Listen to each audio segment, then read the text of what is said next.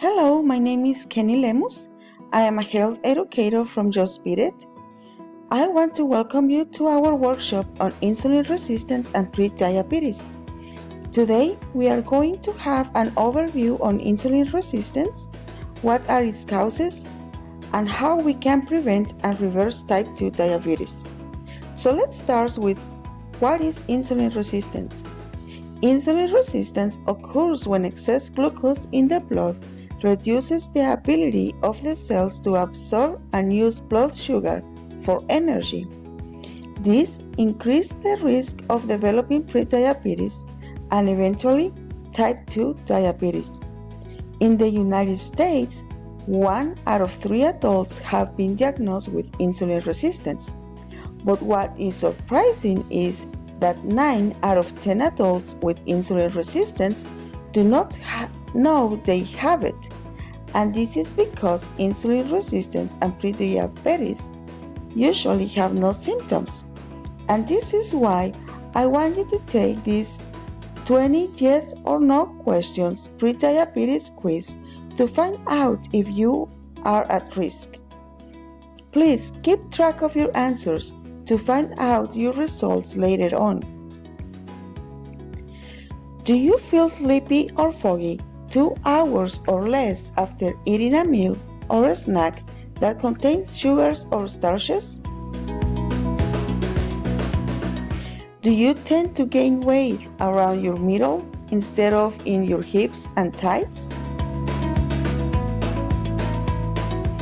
Does your weight change a lot? Do you feel hungry when you shouldn't need any more food? Do you frequently crave sweets, starches, or dairy products? Do you wake up in the middle of the night and have a hard time getting back to sleep unless you eat something sweet or starchy?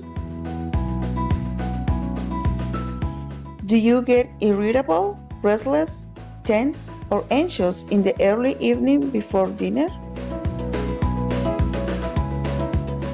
Do you have a hard time controlling how much sugar or starch you eat?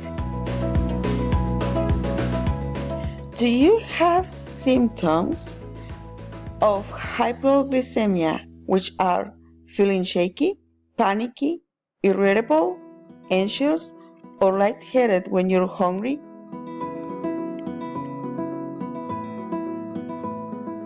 Are you an emotional eater? Do you gain weight easily?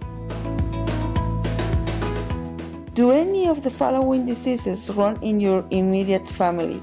Obesity, high cholesterol, type 2 diabetes? Do you often binge on sweets, starches, or dairy products? Are you obsessed with foods?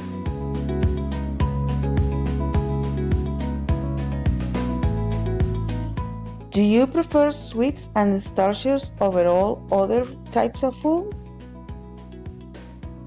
Do sweets and starches make you feel temporarily less depressed or less anxious? Do you feel need to carry food with you wherever you go? Are you very hungry first thing in the morning? Do you tend to get panicky or hungry while exercising? And this last question is only for women. Do you feel much more emotional in the days prior to your period?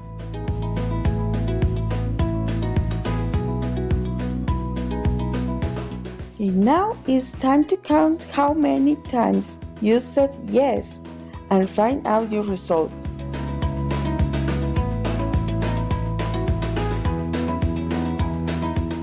If you answer 1 to 5 yeses, it means that you might have possible mild insulin resistance. If you answer 6 to 12 yeses, you are more likely moderate insulin resistant. If you score 13 or higher, it is very likely strong insulin resistant. These symptoms are just a collection of common clues.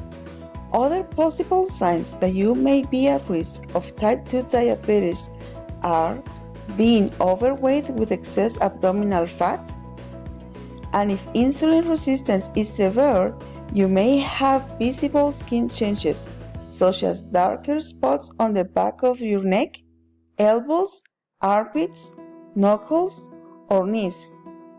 And if you're a woman, polycystic ovary syndrome. Some risk factors to develop insulin resistance are being overweight or having obesity, especially when extra weight is around the waist, having a sedentary lifestyle, smoking, sleep issues, and high blood pressure.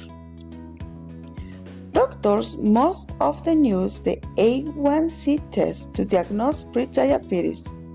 This test, or the fasting plasma glucose test,